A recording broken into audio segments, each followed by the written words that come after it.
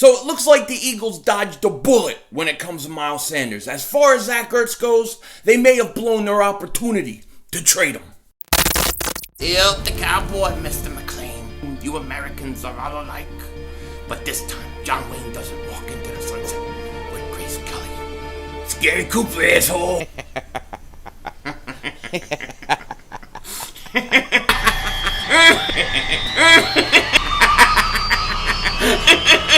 Oh, Dingbat! Oh, shit! Oh, shit! That was crazy! Happy trails, Hans. Dallas still stinks. Everybody doing? King Dingbat here, and I hope everybody's having a good Monday. I hope you guys are doing well. You know, most of us expected the Eagles to lose that game to the Ravens yesterday. We all expected it to happen, thought it would happen, and guess what? It happened. Now, there were a lot of things that went on in that game, especially a lot of injuries. This team continues to get destroyed by injuries week in and week out. Now, the big names that are injured, Miles Sanders, Zach Ertz, Malik Jackson, Driscoll, they were all hurt yesterday. And we're hearing now that Miles Sanders, it looks like the Eagles dodged a major bullet. They were actually expecting it to be maybe something really bad, really serious that would last a long time. Now it looks like he's going to miss 1 to 2 weeks and then he should be back. And with the Eagles playing Thursday, he'll miss that game versus the Giants. But by the time they play the Dallas Cowboys, he'll have a realistic, decent chance to play. So let's hope he'll be ready to go. As far as Zach Ertz goes, he was hurt too. He has a high ankle sprain, I believe, and he's going to miss the next month. So Zach Ertz is out a month. And here's the thing. I don't think Zach Ertz is having a great season anyways. I think Goddard's your number one tight end and he's coming back soon. So on that level, okay, it is what it is. But what sucks about the whole Zach Ertz situation is he's out a month. Eagles ain't going to be able to trade him by the deadline.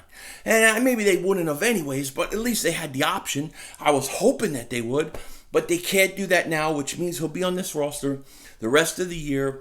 Then possibly we lose him for nothing. So it's going to suck, man. It's going to suck. We'll see what happens, though. Malik Jackson, Driscoll, they look like they may be out 2 weeks, 1 to 2 weeks too, so we'll have to see. And then the Eagles, they got a short week. They play Thursday versus the New York Giants, and they're talking that they hope to have Deshaun Jackson back for that game. I would say why? Why bring him back? Why bring Lane Johnson back? Why bring any of these guys back on a Thursday night? You might as well let them not play and then get a whole nother, 10 days of rest before they have to play Dallas. That's just my opinion, you know. The trade deadline's coming soon, right? Trade deadline's coming soon. And there's a report out yesterday that Howie Roseman is going to be a buyer at the trade deadline, okay? First off, I don't think this is going to happen. I think they're trying, whoever teams are trying to make moves at the trade deadline are using the Eagles to get that, maybe up value, maybe get interest in certain players. I don't see the Eagles being buyers. And if the Eagles were buyers at the trade deadline, they're stupid. That would be stupid, all right? Because this team is 1-4-1. Now, I'm all for trying to win out the division and do the best you can, but I'm not bringing in players to help me win a division so I can lose in the second round of playoffs. I'm not doing it. I'm going to be a seller at the trade deadline. I will trade my players, but I don't need some old player like Golden Tate coming back to the Eagles, which they don't know how to use, and he doesn't really help us. Save your picks. Trade guys that you can trade that are older, that can go somewhere, that want to win, and maybe you can get some draft picks in return. Okay, we should be trying to get younger, not trying to get older. And if Howie Roseman really is being a buyer right now, he's got to get fired. Guess what? He's got to get fired anyways. He's got to be replaced. And when I say fired, I'm not saying he has to leave the organization.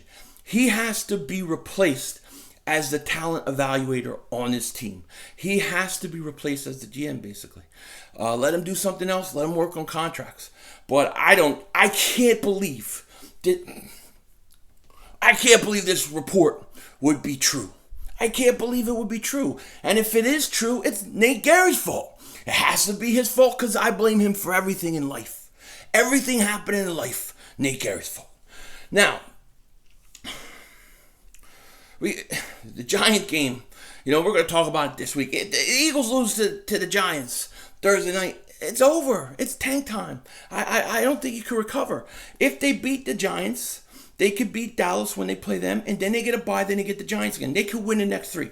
I think it's possible the Eagles can win the next 3 games because it's the Giants and the Cowboys that they're playing. They can beat those teams. So this Eagle team in a month could be 4-4-1. Okay, I'm just saying. However, you can't be a buyer at the trade deadline. Play with what you have. Let the young guys play. Let guys like Elijah Holyfield. Why they don't bring Elijah Holyfield up makes no sense to me. He's the one running back on that roster that gives you something different than everybody else. Bring him up. Bring him up. But I let my players rest this week against the Giants. I go out, try to win the game, do the best I can, and whatever happens, happens. And if we win, you keep fighting. If you lose, forget about it. That's all I know. Can't lose to the Giants Thursday. You just can't. Just can't happen. Okay? And it's possible it could. It's a division game. You can't ever be comfortable in a division game. Now, as far as yesterday went, as far as yesterday's game versus the Ravens went, it always seems like with this team, it's a tale of two halves. It seems like the Eagles come out, whatever their game plan is, whatever the first 15 scripted plays are that Doug has, they don't work. They never work, and we're stuck, and it takes us like a whole half to change things and make adjustments and get going. Part of that is the players, they don't come up with the big plays. If you go back to that 3rd down and 22 with John Hightower, he catches that bomb. Now, I'm not saying he's going to score a touchdown. I don't know. But my gosh, man, what a way to start for the Eagles. Even if they would have come away with points, you have a different game, a completely different game. Okay? They seem to start slow offensively every week.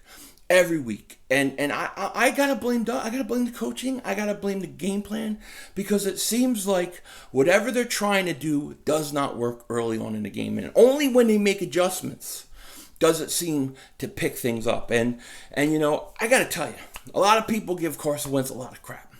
They give him a lot of crap. And then they say, I'm too easy on him. Well, whatever. I don't really care. They can say that. But the truth of the matter is, the one thing you have to give this guy is he gives you everything he has. He fights the entire way. He doesn't quit. He keeps battling. He keeps pushing. And I'm telling you, guys like that win me over. Guys that leave it all on the field win me over. And he is the North Dakota assassin. And I do believe, even despite all the injury, interceptions he's had and all the things he's gone through this year, I do believe he's coming out of it. I do believe he's getting better and better each week. And I do believe the Eagles found a gem in Travis Fulgham. Was he the first receiver the Eagles had in their first 3 games? Had a touchdown each game since Terrell Owens, something like that. Travis Fulgham's the real deal. He is the real deal, and they found something in him. Now, Eagles need to do with Travis Fulgham is stop acting like he's just some other wide receiver that we can rotate in and maybe we'll lose snaps when we get Alshon Jeffrey and Deshaun Jackson back. They got to stop treating him like that. You got to start treating him like he is your best wide receiver. And in the first half of games, okay, especially yesterday, you got to get him involved. They didn't even make an effort to get him involved. Matter of fact, he was rotating out a lot. There were a lot of snaps early on where he wasn't playing. You got to play him every week, and you got to treat him like a number 1 receiver. I mean, this team, they should understand. They should be able to see the talent and the difference that he makes on the field for the Eagles. They just have to do it. This team has to start better. They have to, across the board. Doug, Carson, the whole offense, because they fall far behind too much. Now, look, they lost to Baltimore Ravens. I picked Baltimore to win the Super Bowl. Okay, so I'm not super devastated that we lost this game. But these next 3 games, to me, that is the real key. You win these next 3 games, you win the division. That's how I see it. And I think they have a chance. Anybody that says, oh, they have no chance, how can you think they're going to win the next 3 games? Well, you're playing the Giants at home. Then you're playing Dallas at home. Then you're playing the Giants in New York or in Jersey after a bye week. It's not impossible. It's not the hardest thing in the world to happen. I'm not taking any big chances by saying that I think they should win the next 3 games. Come on now, But they got to start better, and just that offensive line is decimated. Carson takes way too much punishment. That's the other thing. Watching this game back, man, he is taking shot after shot after shot after hit, and he's just getting up and he's playing. He's getting up and he's giving everything he has. He's getting up and he's giving everything he has. But these shots, these hits, they're going to kill him. They're going to kill him. They got to do a better job protecting him. And you can do that by running the ball more effectively, quicker passes, those kind of things will help Carson Wentz a lot because he's taking a beating. But I love the guy. I love him because he's not perfect, of course. But my God, man, he keeps fighting, and I can respect that. I can dig that, you know what I mean? I definitely can. Now, on the defensive side of the ball, there's just one thing that I have to say about the defensive side of the ball. Nate Gerry stinks. He stinks.